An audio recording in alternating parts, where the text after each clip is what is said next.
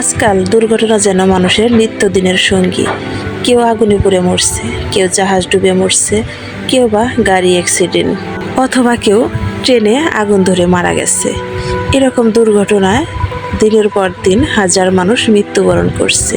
এমন অনেক মানুষ আছে যারা রাস্তাঘাটে চলাচল করতে বিভিন্ন দুর্ঘটনায় ভয় পায় বা বিভিন্ন ধরনের দুর্ঘটনাও আতঙ্ক নিয়ে বেঁচে থাকি। কিন্তু আল্লাহকে তো আমরা ডাকি না, আমরা শুধু মনে মনে ভাবি আল্লাহ যদি সাহায্য করত। কিন্তু আল্লাহর সাহায্য পেতে হলে আল্লাহ তাআলার পবিত্র গুণবাচক নাম ধরে সাহায্য চাইতে হবে, দোয়া করতে হবে।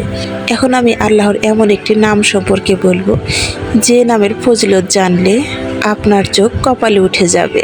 যদি কোনো ব্যক্তি আল্লাহ তাআলার এই পবিত্র গুণবাচক নামটি 101 বার পাঠ করে বাড়ি থেকে বের হয়, সে সকল প্রকার বিপদ আপদ ও দুর্ঘটনা থেকে নিরাপদ থাকবে এবং আল্লাহর রহমতে সুস্থভাবে বাড়ি ফিরে আসবে ইনশাআল্লাহ।